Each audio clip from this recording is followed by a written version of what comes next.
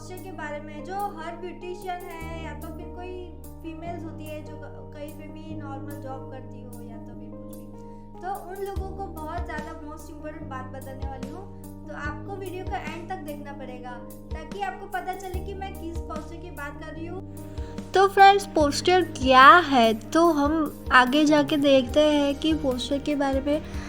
तो फीमेल्स जो होती है तो कुछ लोगों को पता नहीं रहता है कि हमको खड़े कैसे रहना है।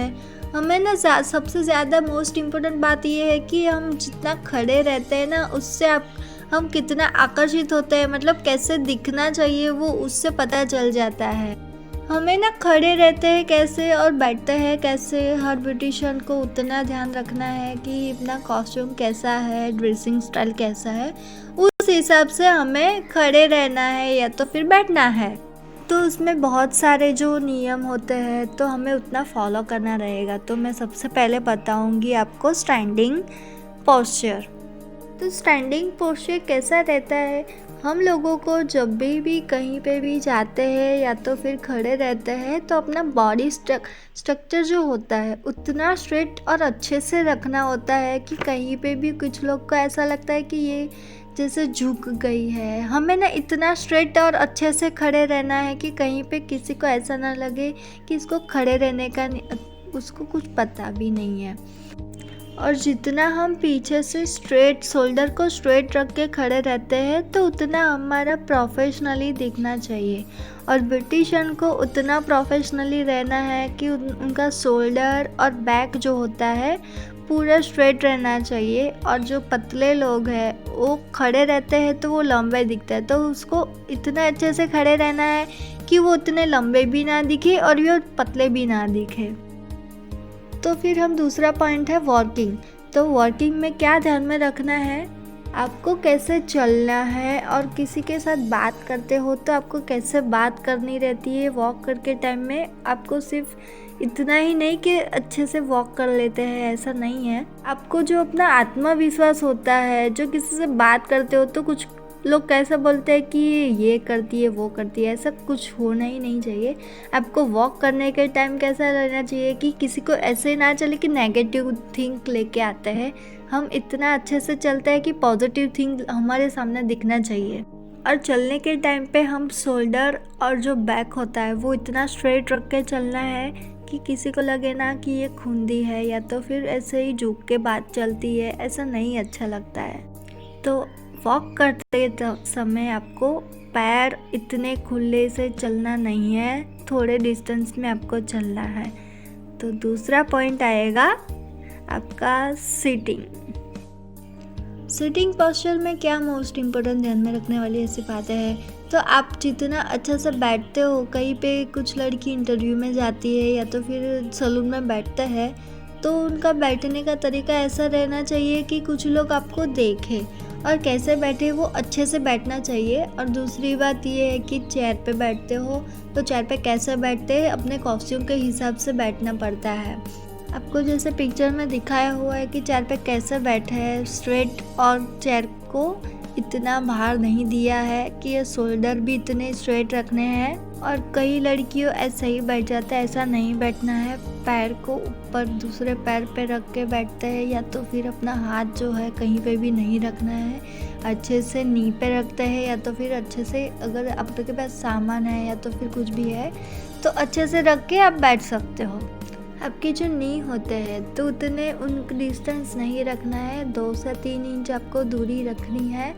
तो समझ में आ गया आपको। तो हम दूसरे टॉपिक पे जाते हैं। तो दूसरा टॉपिक हमारा सोशल पोस्चर। तो हमारा इतना व्यवहार अच्छे से रखना है कि कुछ ब्यूटिशियन है जो कहीं पे भी आते हैं, क्लासेस कराते हैं या तो फिर अपना जो वर्क करने के टाइम पे जो क्लाइंट के साथ बात करते हैं तो क्लाइंट के साथ अच्छे से बिहेव करना चाहिए और उनके साथ अच्छे से बात करनी चाहिए और उन क्लाइंट की पर्सनालिटी जो है आपको अच्छे से दिखानी है। और आपका जो काम है वो उनको अच्छे से दिखाना है, वो हमारा होता है सोशल पोस्चर। और ब्यूटिशियन को ना बहुत सारे लोगों के साथ काम करना रहता है। यहाँ पे आता है गुड मैनर्स। तो ब्यूटिशियन को उतना ध्यान रखना है कि क्लाइंट के साथ अपना जो मैनर्स है कैसे रखना चाहिए। उनके साथ पॉजिटिव मतलब कि बात करते रहते हैं, तो पॉजिटिव थिंक रखना चाहिए। कभी भी गुस्से से बात नहीं करनी है। कभी भी ब्यूटिशियन को जेलेसी नहीं होनी चाहिए। कभी कुछ लोग ब्यूटिशियन ऐसे होते हैं कि वो अच्छा काम करती है तो मैं ऐसा इससे अच्छा काम करूँ, ऐसे कभी जेलेसी नहीं रखनी है। अपना कार्य अच्छे से जितना करते हो वो उतना अच्छा दिखेगा। क्लाइंट के साथ इतने अच्छे से बात करनी है तो उनको क्या, कभी भी वो क्लाइंट आते हैं, मिस है या तो फिर मिस्टर है, जो भी है, तो आप उनको सामने अच्छे से बात करें। मिस्टर या मिसेस करके बुलाए या तो फिर मैम करके बुलाए, तो उनको लगे कि नहीं अच्छा बुलाते हैं, उनके साथ बिहेव अच्छा है, तो ये क्लाइंट के साथ काम करने के लायक है कि नहीं है। और क्लाइंट बात करते हैं तो ब्यूटिशियन को अच्छे से उनको सुनना पड़ता है, तभी भी वो आपको बता सकते हैं कि उनको क्या करवाना है। ठीक है, तो आपको पता चल गया। तो दूसरा है पब्लिक रिलेशन। हमें ऐसा रिलेशन रखना है कि क्लाइंट कभी भी आए हमारे साथ तो कहीं ऐसा ना लगे कि दूर व्यवहार करते हैं, अच्छा नहीं रखते हैं। तो ये सब हमें ध्यान में रखना है कि आप अच्छे से रखो, अच्छे से बात करो, आपको क्या करवाना है, तो हमारे रिलेशन अच्छे रहे। तो आगे आता है आपका प्लानिंग और टाइमिंग, जो भी है क्लाइंट के साथ कैसा करना है। जब भी आप क्लाइंट का काम करते हैं उनको उतना वेट नहीं करवाना है, जितना हो सके उनके टाइम पे उनका काम ख़त्म कर देना है। तो वो क्या, उनका वेट ना हो कि इतना टाइम लग गया, हमें उन टाइम टू टाइम उनका काम ख़त्म करना है। तो हमारी भी पर्सनालिटी अच्छी दिखनी चाहिए क्लाइंट के सामने। तो ठीक है, तो आगे आता है ब्यूटिशियन का वार्डरोब प्लानिंग। हमारा प्लानिंग जो है बहुत सारे लोगों को पता नहीं रहता है कि कैसा रखना है, और उनका क्लोथिंग का है या तो फिर सामान वगैरह कुछ भी पार्लर का होता है, तो उसमें भी बहुत सारा जानने के बात है। तो आपको ध्यान में रखना है कि वार्डरोब में उतने अच्छे से रखना है कि आपको जल्दी से जल्दी आपका सामान मिल जाए, और कपड़े आप जो पहनते हो वो कैसे रखने हैं वो आपको बॉडी स्ट्रक्चर के हिसाब से लेके आपको अच्छे से रखना है। और आप शादी वगैरह में जाते हो या तो फिर कहीं पे फंक्शन में जाते हो तो आपको कैसा कपड़े पहनने हैं वो ध्यान में रखना पड़ता है। ठीक है, तो फिर दूसरा आता है सिलेक्शन ऑफ क्लोथिंग। तो हमें ब्यूटिशियन को उतना पर्सनालिटी अच्छे से रखना है कि उनका जो क्लोथिंग है और उनका जो मेकअप है या हेयर स्टाइल है, तो उनको इतना अच्छे से रखना है कि आपको अच्छे से कहीं पे भी जाते हो, सैलून में जाते हो या तो फिर कहीं पे बाहर शादी वगैरह में जाते हो, तो आपको इतना अच्छा लगे, उतना ही आपको सबसे अलग दिखना है। ब्यूटिशियन को उतना अच्छे से रखना है कि वो सब लोग को पता चले कि ये ब्यूटिशियन है, तो वो अच्छे से खुद का कितना ख्याल रखते हैं और कपड़े कैसे पहनते हैं, तो आपको देख के कोई और भी आपका जैसा बनने का कोशिश करे।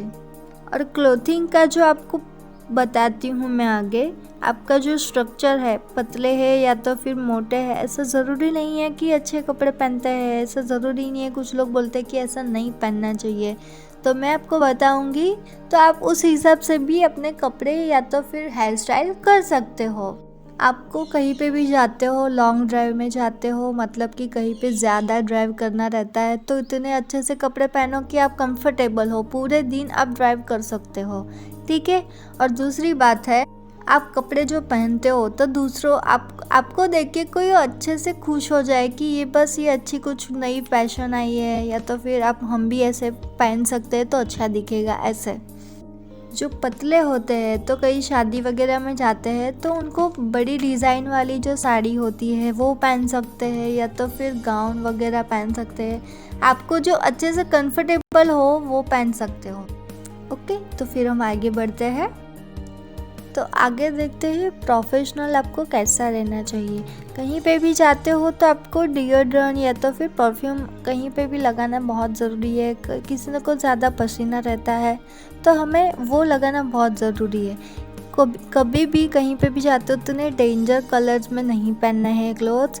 आपको जितना अच्छा दिखाए, फेयर स्किन है तो उसके हिसाब से आपको कपड़े पहनने चाहिए। ऐसे ब्यूटिशियन को अच्छे से रहना चाहिए। तो हम आगे जाके देखते हैं प्रोफेशनल में ब्यूटिशियन को एज के रिगार्डिंग हम बात करेंगे। तो ब्यूटिशियन को उतने देखने की ज़रूरत नहीं है कि ज़्यादा उम्र है तो ये नहीं पहन सकते। सिर्फ इतना इम्पोर्टेंट है कि आपको कपड़े पहनने कैसे है। कुछ लोग को उतना पता नहीं रहता है कि उनकी ज़्यादा एज है तो इतने ज़्यादा कलर, फास्ट कलर नहीं पहन सकते, लाइट कलर पहन सकते हैं। तो मैं उनको ये बताना चाहती हूँ, अगर ज़्यादा एज है तो लाइट कलर पहने, उतने डेंजर या तो फिर डार्क कलर नहीं पहनने हैं। ओके, तो फिर हम आगे देखते हैं। अब ज़्यादातर कुछ लोग को समझ नहीं आता है कि हम कपड़े क्या पहने, कुछ ओकेशन है तो हम क्या पहने। तो मैं आपको बताती हूँ, कहीं पे भी अगर शादी में वगैरह जाते हो तो आपको डार्क कपड़े पहनने हैं। उतने भी डार्क नहीं कि आपके एज के हिसाब से डार्क कलर के कपड़े पहनने पड़ते हैं।